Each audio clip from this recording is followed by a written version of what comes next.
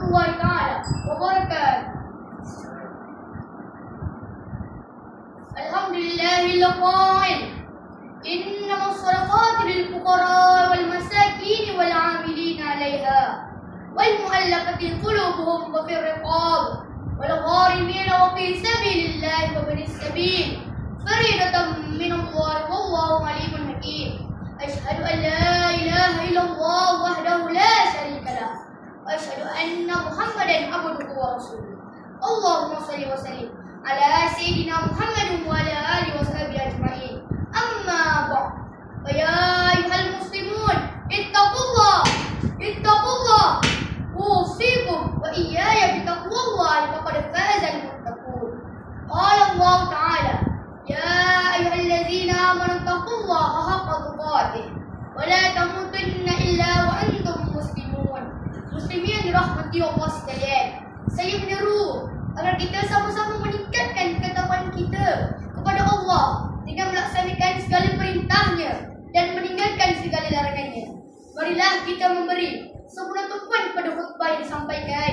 Janganlah berbual-bual dan mereka-leka dengan telefon bimbit. Semoga khutbah ini memberi manfaat kepada kita semua. Tajuk khutbah pada hari ini ialah zakat kayu asnaf. Hadirin yang berbahagia, masyarakat selalu keliru sebagai hal layak menerima zakat.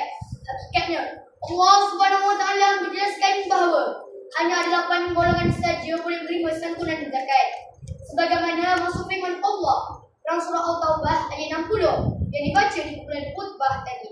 Maksud ayat, sesungguhnya sedekah-sedekah yakni zakat itu hanyalah untuk orang-orang fakir dan orang-orang miskin dan amil-amil yang mengurusnya dan orang-orang mu'allaf yang jinakkan hatinya dan untuk hamba-hamba yang hendak memerdekakan dirinya dan orang-orang yang berhutang dan untuk dibelanjakan kepada jalan Allah dan orang-orang musafir yang keputusan dalam perjalanan. Ketetapan hukum yang demikian itu ialah sebagai satu ketetapan yang datang dari Allah. Dan ingatlah, Allah Maha mengetahui lagi Maha bijaksana. Maknanya, hanya mereka termasuk dalam golongan di atas sajalah yang layak. Ibu tunggal, anak yatim, beladangan maupun warga emas aniaya jika termasuk ke dalam salah satu asbab. Contohnya, ibu tunggal yang miskin dibantu atas sifat kemiskinannya bukan kerana sifat ibu tunggalnya. Syarat juga akan memberikan keutamaan kepada asnaf fakir, miskin dan mu'allaf.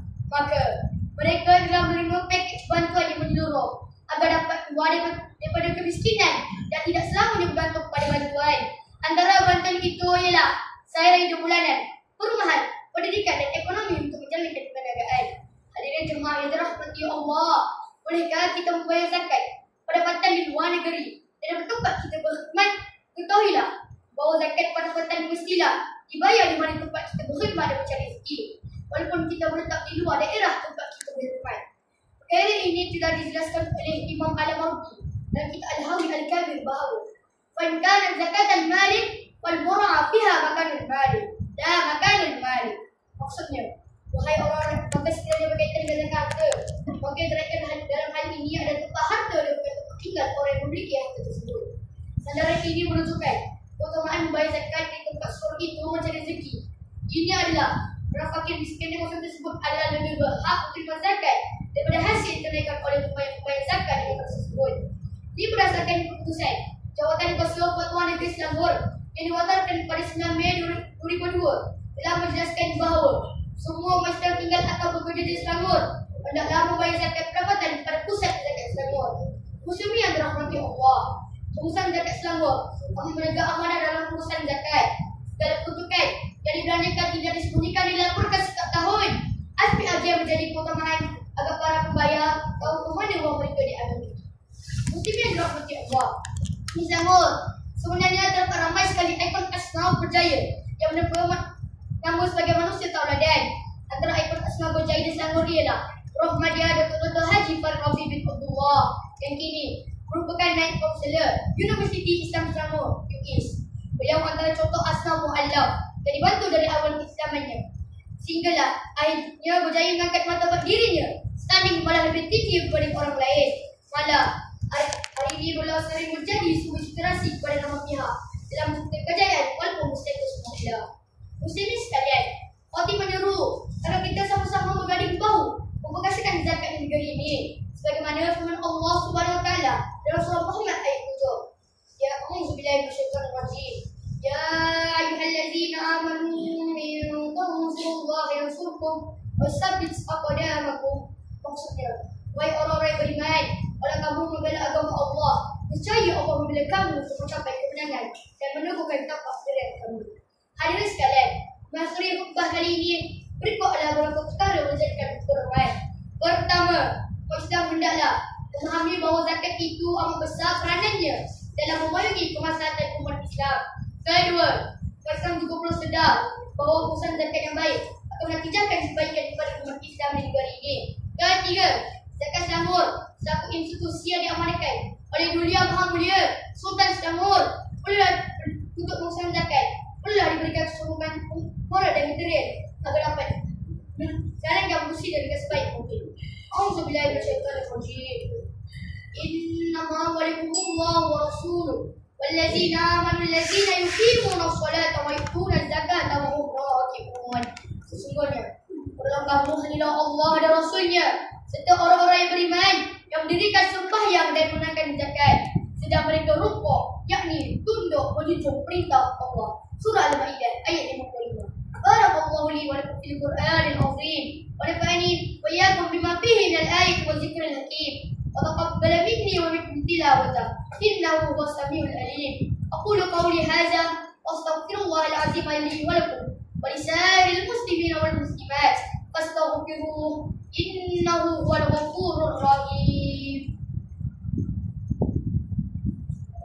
Alhamdulillahillazi ja'alana minal muslimin ورزقنا من الطيبات أشهد أن لا إله إلا الله وحده لا شريك له وأشهد أن محمدا عبده ورسوله اللهم صل وسلم وبارك على سيدنا محمد وعلى آله وصحبه ومن تبعهم بإحسان إلى يوم الدين أما بعد فيا عباد الله اتقوا الله أوصيكم وإياي بتقوى الله فقد فاز المتقون.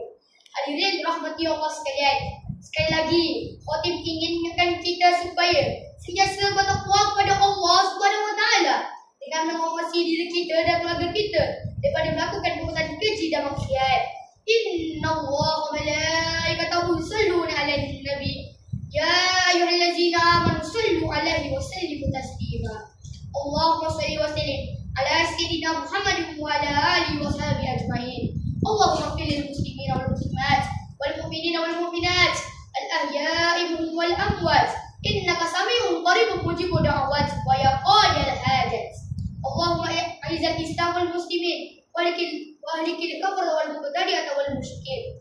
Allahumma inna nas'aluka wa natawassalu ilaika bin nabiyyikal amin wa nas'aluka bi asma'ikal husna wa sifatikal uzma an tahfaza bi ayniyatika rabbaniyya wa bi hifzi wiqayatika as-samadaniyya jalalat amrikina al-mu'azzam Sultan Selangor, Sultan Saifuddin Shah Al-Haj Ibn Al-Marhum, Sultan Salahuddin Abdul Aziz Al-Haj. Allahumma ansur ikhwanana al-muslimin wal mujahidin wal mustadafina fi Filastin. Ya Allah ya Tuhan kami, selamatkanlah saudara-saudara kami kaum muslimin yang tinggal di bumi Palestin dari mana saja mereka berada.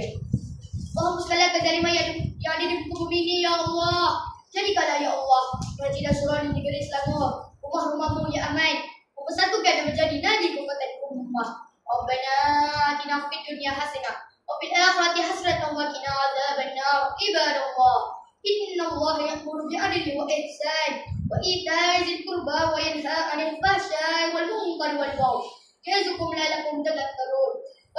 Fadhkurullaha al-'azima yadhkurkum washkuruhu 'ala ni'amihi yazidkum was'aluhu min fadlihi yu'tikum wa la dzikrullahi akbar wallahu ya'lamu ma tasna'un. Aqimus